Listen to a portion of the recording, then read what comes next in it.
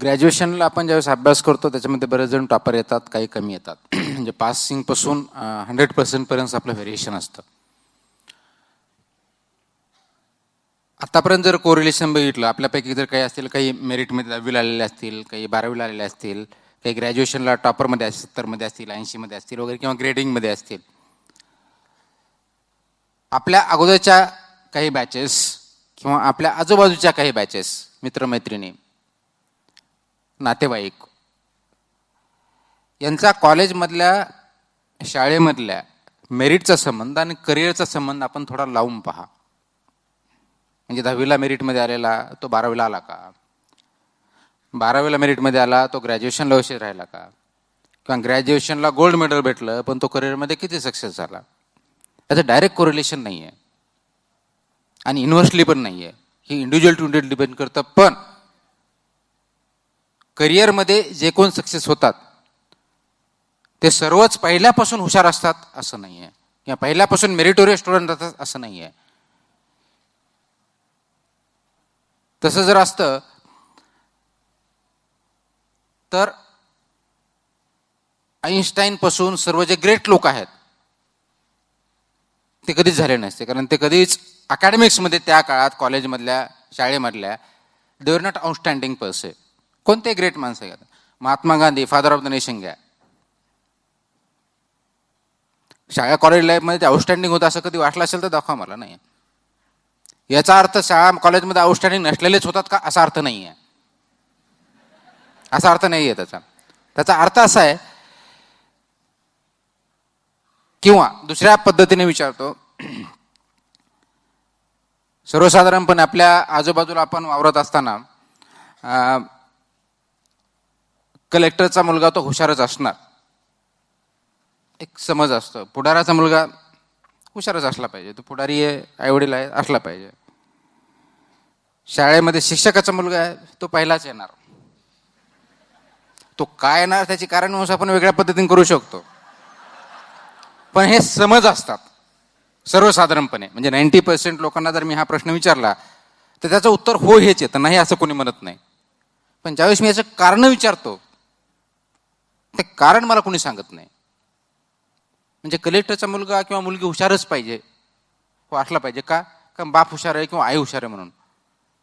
म्हणजे हुशार ही जेनेटिकली असते हे सायन्सने आतापर्यंत तरी प्रूव्ह केलेलं नाही आहे,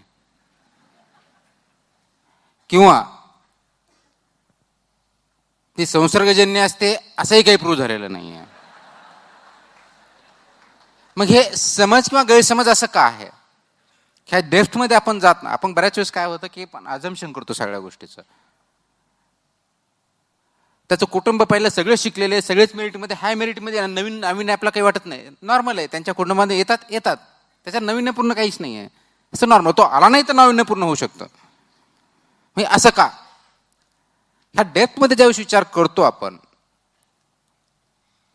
त्यावेळेस त्याचे कारण आपण शोधले पाहिजे. आणि that is where application of mind, application of efforts आपण ज्याला म्हणतो ते महत्वाचं आहे. आणि अनफॉर्च्युनेटली आपल्याकडे ही एक क्वेश्चन विचारायची सवय नाही. क्वेश्चन विचारायचे म्हणजे नाही ते प्रश्न आपण विचारतो, जे विचारायला पाहिजे ते विचारत नाही. राईट क्वेश्चन विचारले पाहिजेत. म्हणजे एखादा मुलगा 10वीला मेरिटला येतो, 12वीला येतो, ग्रॅज्युएशनला येतो, पहिल्यापासून तो टॉपमध्ये असतो शाळेमधून, का हा प्रश्न आपण का विचारत नाही? एक्सेप्ट की तो बॅकग्राऊंड चांगला आहे, त्या कुटुंबातला आहे, हा प्रश्न सोडून की दुसऱ्या दृष्टीने का बघत नाही? किंवा सचिन तेंडुलकरचा मुलगा आता क्रिकेटर झाला तर आपल्याला काही आश्चर्य वाटणार नाही. काय वडिलांचे गुण होते, आले त्याच्यात, काही आश्चर्य वाटणार नाही का? असं की आपण त्या दृष्टीने का बघतो? आणि त्या ज्यावेळेस इनडेप्थमध्ये आपण प्रश्न विचारू, इनडेप्थमध्ये त्याचा विचार करू, त्यावेळेस त्याचे उत्तर सापडतात आपल्याला. एखादा विद्यार्थी ज्यावेळेस पहिला येतो, दुसरीला पहिला येतो, 5वीला पहिला येतो, म्हणजे पहिला म्हणजे इन द सेन्स पहिल्या टॉपमध्ये, what I am talking about in that league, त्या लीगमधला हुशारमधला, तो नेहमीच का असतो? किंवा ती मुलगी नेहमीच टॉपर का असते? किंवा एखादी मुलगी क्लासिकल डान्सर पहिल्यापासून आवडत होते, क्लासिकल डान्सरमध्ये सगळ्यात टॉपमध्ये असते. किंवा इंजिनिअरिंगला एखादा मुलगा मॅथ्समध्ये पहिल्यापासून टॉप, तर का? त्याला मॅथ्स पहिल्यापासून त्याच्या ब्रेनमध्ये आलेलं आहे म्हणून असतं का? नाही आहे. मुलगा तो शिक्षकाचा म्हणून टॉप येतो का? नाहीये. तो पुढाऱ्याचा मुलगा आहे म्हणून त्याला सगळ्या गोष्टी येतात का? नाहीये. याचं उत्तर शोधण्याचा ज्यावेळेस आपण प्रयत्न करतो आणि ते खरं त्यांच्या यशाचं गमक असतं आणि तो आपण शोधला पाहिजे आणि तिथं आपण पावलं टाकले पाहिजेत. एखादी गोष्ट ज्यावेळेस घडते त्याच्या पाठीमागे पहिली गोष्ट काय असते ते विचार यावं लागतं डोक्यामध्ये. ती प्रोसेस थॉट पासून चालू होते, ऍक्शन नंतर होते. मग हे थॉट कोणत्याला? तर मी ज्यावेळेस पहिला येतो, मी टॉपर असतो, पहिल्या वर्गात आलो, दुसरीत आलो, 10वीत आलो, 12वीत आलो, ग्रॅज्युएशनला आलो, ही माझी सवय झालेली असते. It becomes my habit of what? To be in the top. ते जोपर्यंत माझी सवय होत नाही तोपर्यंत मी यशस्वी होऊ शकत नाही किंवा टॉपर राहू शकत नाही किंवा त्या लीगमध्ये राहू शकत नाही. मग ही सवय कशी घडणार? किंवा आपल्यापैकी आता कॉलेजचे विद्यार्थी आहेत, एखादा मुलगा असतो त्याच्याकडं, आता टू व्हीलर असतं की नाही मला माहीत नाही, आमच्या काळात बाईक म्हणजे बायसिकल आणि टू व्हीलर्स असायचे, बाकीचे बसनी यायचे किंवा कसे तरी. पण बाईक अशी असायची एखादी की तो नेहमीच नवीन असल्यासारखं वाटायचं, एकदम क्लीन. आपण त्याला काय म्हणतो? त्याची बाईक एकदम टिपटॉप असते. एखादी मुलगी असते, तिचा ड्रेसिंग सेन्स खूप छान असतो. कमेंट काय असतं? एकदम सुंदर. मी सिविक सेन्सच्या भाषेत बोलतोय, कारण मी कधी टॉन्ट कोणावरती केले नाही आणि आता या काळात कुणाला करणं शक्य पण नाही. सांगण्याचा उद्देश असा आहे, तर हा सवयीचा भाग आहे की डेली त्याची बाईक स्वच्छच असली पाहिजे, चांगलीच असली पाहिजे. डेली ती मुलगी चांगल्या ड्रेसमध्येच येते, ते बघितलंच पाहिजे. किंवा कॉन्ट्ररी, एखादा मुलगा असतो, शूज नवीन असतो पण कधी पॉलिशच केलेला नसतो, काय घाण नेहमी घालतो, सवय. तर आपण जे आहोत, जे काय आहे, सक्सेस फेल्युअर जे काय आहे, actually is the result of your habits. It's actually result of your habits. Good or bad? Good result, good habit. It is not because your habits are good because you have got good results. No, your habits are good. That's what you are getting good results. Your habits are bad, you're going to get bad results. म्हणून एखादा candidate ज्यावेळेस मेरिटमध्ये 10वीला, त्याला माहित असतं की नाही आपल्याला 12वीला यायचं, मग मला प्रयत्न करावे लागतील. मग ग्रॅज्युएशनला यायचं, मग प्रयत्न करावे लागतील. बरेच असे असतात की 10वीला मेरिटमध्ये येतात, 12वीला येत नाहीत. याचा अर्थ त्याची सवय बिघडली. सवय बिघडली. आता कोणती सवय होते? ज्यावेळेस एखादा शिक्षकाचा मुलगा नेहमी टॉपमध्ये येतो, त्याच्या पाठीमागं, नॉट सगळे शिक्षक, काही शिक्षकाच्या बाबतीत आपण जे बोलतो त्याच्याबद्दल बोलतो, तो शाळेत जातो. शाळेत होताना शिक्षक सांगता, आई वडील म्हणून सांगतात की होशी टिपटॉप पण आहे, कारण तो ज्यावेळेस शाळेत शिकवत असतो तो एक्सपेक्ट करत असतो, शिक्षक किंवा ती शिक्षिका, की माझे विद्यार्थी कसे असावेत, हे त्याच्यासमोर आयडियल असतं शिक्षक. म्हणून त्या दृष्टीनं आपण आपल्या मुलाला सांगितलं पाहिजे की तुझे कपडे व्यवस्थित पाहिजेत, क्लासमध्ये तू अटेन्शन दिलं पाहिजे, खेळामध्ये तुला प्रावीण्य पाहिजे, तू पुस्तकही वाचलं पाहिजे. हे ज्यावेळेस तो समोरच्याकडून एक्सपेक्ट करतो, तीच सवय आपल्या मुलाला किंवा मुलीला तो लावण्याचा प्रयत्न करत असतो. आणि म्हणून वेळेवर शाळेत जाणे, शाळेतून आल्यानंतर वेळेवर घरी येणे, घरी आल्यानंतर जो काय खेळायचा वेळ असेल, जेवायचा, तो झाल्यानंतर त्याचा अभ्यासाला बसणे, असा अभ्यास करून घेणे, अभ्यासाची त्याला सवय लावणे, रिडिंगची सवय लावणे, हे रिपिटेटिव्ह होतं. Day after day, months after months, year after year. आणि हे जे रिपिटेशन आहे सवयीचं, मग तो तुमचा स्वभाव बनतो. सवय आणि स्वभावामध्ये फरक आहे. सवय ही एका गोष्टीची असते, स्वभाव हा सगळ्या गोष्टीचा असतो. म्हणून तुम्ही ज्यावेळेस स्टार्टिंगला म्हणलं की तुम्ही ताट मानेल, मी एका ठिकाणी ताट आणि दुसऱ्या ठिकाणी खाली, असं नाही राहू शकत. तो माझा स्वभाव पाहिजे, नाही तर मग तो स्वभाव नाही, तो माझा स्थायी भाव. What it means? याचा अर्थ एवढाच आहे, you are developing certain character. तुमची सवय असते, सवयीने तुमचं स्वभाव होतो. That is habits, habits leading to your character, building of character. Multiple habits becomes your nature and this nature ultimately is reflected in character. ज्यावेळेस आपण कॅरेक्टर म्हणतो की तुमची संस्कृती अशी आहे, म्हणजे नेमकं काय, तुमचं डे टू डे गोष्टी अगदी एंड टू एंड, चालण्यापासून बोलण्यापासून वागण्यापासून हे होतं. ही सवय चांगल्या लावल्या त्याचे परिणाम चांगले होणार आहेत. आणि म्हणून ज्यावेळेस अभ्यास करायचा आहे सिव्हिल सर्व्हिसेसचा किंवा कोणत्याही स्पर्धा परीक्षेचा, मी ग्रॅज्युएशनचं बोलत नाही आणि त्याला कारण आहेत, कारण ग्रॅज्युएशन लेवलपर्यंत आपला बघण्याचा दृष्टिकोन हा वेगळा असतो. आपण ज्यावेळेस फॉरेन कंट्रीजमधलं एज्युकेशन बघतो, पर्टिक्युलरली US किंवा युरोपियन युनियनमधलं, आणि त्याला टॉप 20 किंवा आयव्ही लीग US ज्याला म्हणतो, का तुमच्यापैकी काही जणांना ते माहीत असेल इंजिनिअरिंग कॉलेज किंवा याच्यामध्ये, त्याचे क्रायटेरिया ज्यावेळेस बघतो ते वेगळे असतात,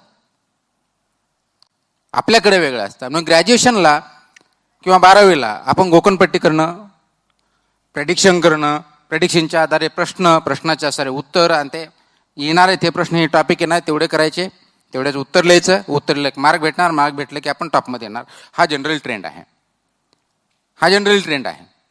आणि म्हणून आपल्याकडचे प्रोफेशनल कोर्सेसचे विद्यार्थी, मग ते मेडिकलचे असतील, इंजिनिअरिंगचे असतील, अगदी BA असतील, सायन्सचे असतील, ते तिकडे सक्सेस का होऊ शकतात. इव्हन फॉर दॅट मॅटर IITचे असतील, फॉर दॅट मॅटर आपले IITs टॉप 100 कधी असलेल्या दिसल्या नाही, किंवा टॉप 100 कोणतीही युनिव्हर्सिटी इंडियामध्ये आपल्याला दिसलेली नाही वर्ल्डच्या रँकिंगच्या दृष्टीने बोलतं. इंडियामध्ये IIT IIS हे चांगलं आहे, त्याच्याबद्दल दुमत नाही, म्हणजे तुम्ही इंडियाशी कम्पेअर करताय. पण जगामध्ये ज्यावेळेस कम्पेअर करता, we are never in top. त्याचं कारण असं आहे की नेचर वेगळं आहे. तिथं application of what you learn, activity based learning याच्यावरती फोकस असतो. आपल्याकडे रोट लर्निंग आहे, थिअरिटिकल. म्हणून आपण काय करतो, KG मुलगा गेला की त्याचा पाडे किती याच्याशी पुसरकी मारतो. माझा 4 वर्षाचा मुलगा, त्याला 10वीचा पाडा येतो. अत्यंत मूर्खपणा. त्या काळात त्यांनी ॲक्च्युली चालायचं कसं, बोलायचं कसं हे शिकलं पाहिजे, त्यावेळेस तुम्ही त्याला धडे शिकवताय. हा मूर्खपणा आहे. कारण तुम्हाला चालता आलं नाही, बोलता आलं नाही आहे, तर ते शिक्षणाला काही अर्थ राहणार नाही आहे. म्हणजे पेन कसा धरायचा ही ताकद यायच्या अगोदर तुम्ही त्याला लिहायला होता, हा मूर्खपणा आहे. म्हणजे आपल्या अंगणवाडीचा उद्देश काय होता, किंवा प्री अर्ली चाइल्डहुड एज्युकेशन ज्याला म्हणतो ECE, किंवा आपल्याकडे आता KG वगैरे, त्याचा उद्देशच आहे की तुमचे मोटर ऑर्गन्स हे व्यवस्थित व्हावेत, चालता व्यवस्थित यावं, बोलता व्यवस्थित यावं, इंटरॅक्शन करता यावं. दिस इज व्हॉट इज एक्सपेक्टेड. करतो काय, अंगणवाडीत केलं की झालं, अल्फाबेट सुरू, सर्कल सुरू, हे शेप सुरू, हे ॲनिमल सुरू, no. And that is wait. Same way आपलं ग्रॅज्युएशन पोस्ट ग्रॅज्युएशन पण चालू राहतं, सेम वे. आता मला माहीत नाही तर तुमच्या कोणत्या इंजिनिअरिंगमधल्या कोणत्या विंग्स आहेत, ऑल सगळे आहेत. ओके, मी आर्ट्सचा विद्यार्थी, त्याच्यामुळे मला इंजिनिअरिंग मला काय जास्त माहीत नाही आहे. पण ज्यावेळेस समजा एखादा कम्प्युटर इंजिनिअरिंग आहे सगळे धरू, किंवा IT पार्ट आहे, तुम्हाला प्रश्न विचारला तर ॲट द मोस्ट काय विचारणार, what is artificial intelligence, how can it contribute, right, किंवा डेव्हलपमेंटमध्ये वगैरे वगैरे ह्या प्रकारचे प्रश्न विचारले जाते. ते विचारले जातात की मला माहीत नाही, इंजिनिअरिंगचा मी विद्यार्थी नाही आहे म्हणून. US ते जर तुम्ही IT कंपनीत गेला, म्हणजे युनिव्हर्सिटीत गेला, ते तुम्हाला हा प्रश्न विचारणार नाहीत. They will ask you to do it, they will ask you to do it. म्हणजे आज NDTVच्या बातम्या ऐकताना आपण ऐकतो, what is the latest breaking news, ते कोणता, त्याच्यावरती सांगता की टेल मी का म्युझिक विथ ॲडव्हर्टाईज येते आजकाल. That is artificial intelligence. ते तुम्हाला तिथं करावं लागतं. आपल्या इथं ग्रॅज्युएशनला what is it, what it can contribute हे थिओरिटिकल झालं. स्पर्धा परीक्षेमध्ये एक्झॅक्टली दिस इज देअर. आणि मी स्पर्धा परीक्षा म्हणजे सिव्हिल सर्व्हिसेस लेवलचं बोलतो, NDAची असेल किंवा कोणत्या असेल, ऑलमोस्ट थोड्याफार फरकाने depending on the nature of the exam exactly ते असतं. तिथे हे विचारलं नाही व्हॉट इज आर्टिफिशियल इंटेलिजन्स, हे नाही विचारणार. Please comment on artificial intelligence leading to unemployment in India. This will be the question. म्हणजे स्पर्धा परीक्षेचा किंवा UPSCचा प्रश्न असेल तो असा असेल. मग तो आर्ट्सवाला विद्यार्थी किंवा मेडिसिनचा विद्यार्थी किंवा इंजिनिअरिंगचा, नो डिस्क्रिमिनेशन. आर्टिफिशियल इंटेलिजन्सचा एम्प्लॉयमेंटवरती इंडियाच्या नेगेटिव्ह परिणाम होईल याच्यावरती भाष्य करा. आणि हा प्रश्न 2 मार्कासाठी असू शकतो, 20 मार्कासाठी असू शकतो, 60 मार्कासाठी असू शकतो. आणि हे तुम्हाला लिहिता आलं पाहिजे. आता तुम्ही आर्टिफिशियल इंटेलिजन्सवरती भरपूर काही वाटलं, त्याचा अल्गोरिदम तुम्हाला करता येतंय, पण डेव्हलपमेंटच्या दृष्टीने त्याचं कशी ॲप्लिकेशन ऑफ माइंड केलंच नाही, विचार केलाच नाही, तर you are not good for this service. म्हणजे तयारी करायची आहे स्पर्धा परीक्षेची, ती ग्रॅज्युएशनच्या किंवा PGच्या दृष्टिकोनातून करायची नाही.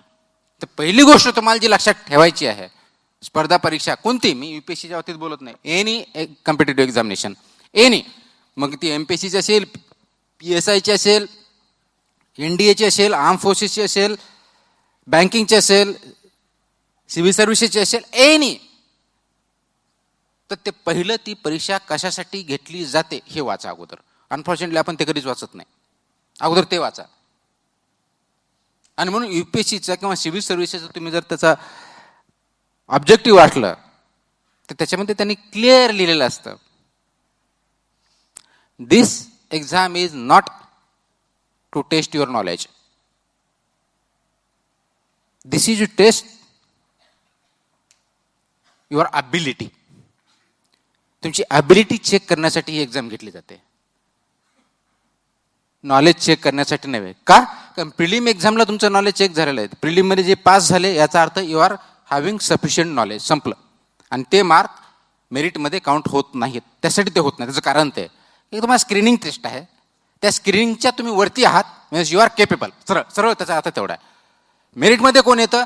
मेन्स आणि इंटरव्ह्यूचे मार्क्स कंबाईन टुगेदर, म्हणजे मेन्स क्वालिफाय झाला तर इंटरव्ह्यू आणि दोघांच्यामुळे मेरिट लिस्ट होते. हे ते का ठेवले? कारण तुम्ही बेसिक मिनिमम लेवलला आहात, हे प्रिलिममध्ये झालेले म्हणून ते बाजूला तुम्ही काढले. त्या स्क्रीनिंगमधले जे काही टॉपचे 1,000, 10,000, 2 लाख जे काय असतील, त्याच्यामधून तुम्ही जी ॲबिलिटी त्या पोस्टच्या योग्य, ज्यासाठी ती ॲडव्हर्टाइजमेंट दिलेली आहे, ही चेक करण्यासाठी परीक्षा घेतली जाते. मग प्रश्न कसा असतो? महात्मा गांधी याच्यावरती 2 मार्कात 20 शब्दात प्रश्न लिहायचा असतो उत्तर, 200 शब्दात 20 मार्काचा लिहायचा असतो, 10 शब्दात 100 शब्दात लिहायचा असतो, आणि 60 मार्कामध्ये महात्मा गांधीवरती 600 शब्दात लिहायचा असतो, किंवा 200 मार्काचा एशे असतो महात्मा गांधीवरती, याच्यापैकी तुम्हाला काहीही लिहिता आलं पाहिजे. ही ॲबिलिटी झाली. महात्मा गांधी आपण सगळ्यांनी अभ्यास केलाय, ह्या दिवशी जन्मले, हे केलं, ते केलं, सगळ्यांना हिस्ट्री माहिती आहे, कारण आपल्या father of the nation history सगळ्या. मग सगळ्यांना सारखे मार्क पडतात का? नाही. का? कारण मी आता जर प्रश्न विचारला महात्मा गांधी 2 मार्कासाठी काय लिहिणार, तर 90% उत्तर हेच येणार, 2 ऑक्टोबर 1969 जन्म झाले, त्यांनी सत्याग्रहामध्ये भाग घेतला, भारतास स्वातंत्र्य मिळवून दिले, ह्या डेटला हे झाले, संपले. याच्यापेक्षा जास्त येणार, कारण 20 शब्द तुम्हाला लिहायचे. याला किती मार्क भेटतील? अर्धा सुद्धा भेटणार नाही, अर्धा सुद्धा भेटणार नाही. का? त्याचं कारण असं आहे, महात्मा गांधीचं कॉन्ट्रीब्युशन तुम्हाला 20 शब्दात लिहिता आलं पाहिजे. त्याचा जन्म नाही विचारला, सगळ्यांना माहिती आहे, त्यासाठी मार्क कशाला पाहिजेत. आणि एक्झॅक्टली शाळेमध्ये आपण महात्मा गांधी म्हणलं की 2 ऑक्टोबर 1869, बरोबर बोललोय का चुकतोय मी? मलाही आठवत नाही आता डेट. याप्रमाणे आपण झालो होतो, कारण आपल्याला पाठ करण्याची एवढी सवय आहे. त्यांचा डेथ कधी, त्याचा मृत्यू कधी, इव्हेंट कोणती, 1918 पोरबंदरला गेले, 1900 चंपारणला गेले, का हे गेले का ते गेले. आय एम नॉट सेइंग ते इम्पॉर्टंट नाही, ते इम्पॉर्टंट आहे, पण 20%, 80% बाकीचं आहे, त्याच्याकडे आपण पूर्णपणे दुर्लक्ष करतो. तसंच अगदी जिनेटिक्स असेल, क्रोमोझोम्स असतील, आर्टिफिशियल इंटेलिजन्स असेल, मेडिकल सायन्स असेल, यू टेक एनिथिंग, स्पर्धा परीक्षा तुम्हाला क्रिटिकल थिंकिंग आणि डिसिजन मेकिंग अबिलिटी तुमच्याकडे आहे की नाही हे बघितलं जातं. ज्या पोस्टसाठी तुम्ही अप्लाय करता त्या पोस्टची अबिलिटी तुमच्याकडे आहे की नाही, आणि हे तुमचं मेन्स एक्झाम आणि इंटरव्ह्यू याच्यामधून चेक केलं जातं. मेन्स एक्झाम आणि इंटरव्ह्यू. आता आपला फोकस काय असतो?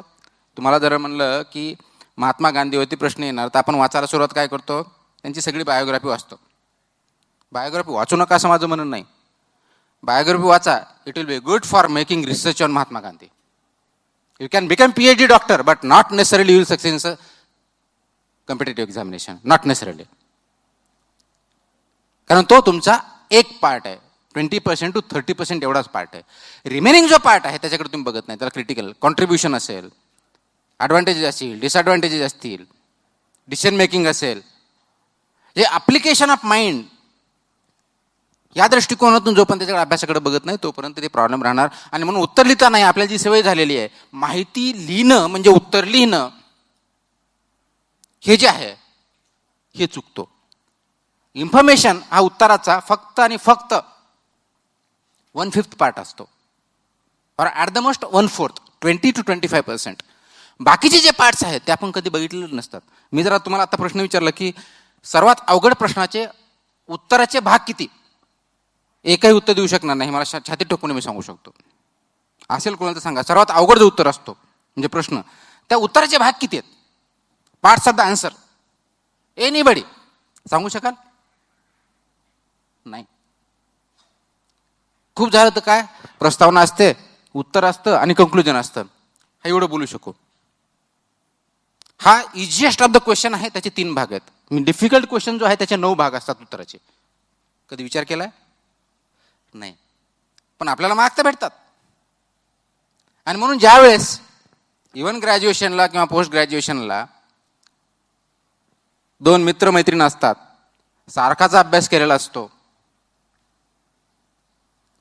एकाने एकही पुरवणी लावले नसते, दुसऱ्याने 10 पुरवलेले असतात, उत्तर पुरवणी न लावलेलं असतं की त्याला 80 भेटले आणि मला 60 भेटले. असेसमेंटमध्ये प्रॉब्लेम आहे, आपलं उत्तर त्याच्यावर तेवढं असतं. कारण त्यांनी पुरवण्या न लावता मार्क्स भेटले आणि मी पुरवण्या लावून भेटले नाही. म्हणजे मार्क्स पुरवण्याला पाहिजेत का उत्तराला पाहिजेत? कारण त्यांनी सक्सिंट शब्दामध्ये, कमीत कमी शब्दामध्ये जो प्रश्न विचारलाय, जे अपेक्षित आहे ते उत्तर लिहिलंय. कम्प्लीट आणि करेक्ट आन्सर ज्याला म्हणतो. आपण उत्तर लिहितो, कम्प्लीट अँड करेक्ट लिहित नाहीत. एक तर ते इनकम्प्लीट असतं किंवा इनकरेक्ट असतं किंवा दोन्ही असतं. जे एक तर 9 पाठ असं हेच माहीत नाही, त्याच्यामुळे 9 पाठ लिहिण्याचा प्रश्नच येत नाही. म्हणजे आपल्या शरीराचं उदाहरण जर द्यायचं तर बॉडीचे तुमचा हात बाजूला केला तर बॉडी व्यवस्थित दिसेल का तुम्हाला? उत्तराचं तेच होतं ना. तुमचे तर हातच लिहित नाही, कधी पायच लिहित नाही, कधी कधी तर डोकंच लिहित नाही, मग कसं होईल? कारण तुमच्या उत्तर कम्प्लीट महत्वाचं असतं. तशी तुमची बॉडी आहे ते कम्प्लीट असेल तर योग्य आहे, नाही तर त्याला आपण काय म्हणतो, लुळा पांगळा, डिसेबल्ड. तसं उत्तर तुमचं आहे डिसेबल्ड. आता डिसेबल्ड असेल तर जेवढे पार्ट्स असतील त्याच्यापैकी मार्क्स पडतील. 9 पैकी 5 मार्क्स पार्ट लिहिले तर 5 पैकी भेटतील. म्हणजे पर्यायाने तुमच्या 20 पैकी तुम्हाला 5 मार्काचा असेसमेंटच होणार नाही, 15 पैकीच होणार. त्याच्यापैकी जे कमी पडेल ऑटोमॅटिक तुमचे मार्क कमी कमी होत जाते. सांगायचा मुद्दा एवढा आहे की ग्रॅज्युएशन, पोस्ट ग्रॅज्युएशन हे करताना आपण जे इन्फॉर्मेशन घेणं, इन्फॉर्मेशन गोळा करणं जे बघतो तिथं थांबतो. स्पर्धा परीक्षेचा अभ्यास इथून पुढे सुरुवात होतो. Information gathering is first step, but there are many steps to be followed. Information to be converted into knowledge and knowledge to be converted into ability. ही जी प्रोसेस आहे ही स्किल तुम्हाला डेव्हलप करावं लागणार आहे. आणि ती स्किल केली त्याच्या आधारे तुमची असेसमेंट होते. ते जर केलं तर त्याच्यामध्ये होऊ शकतं.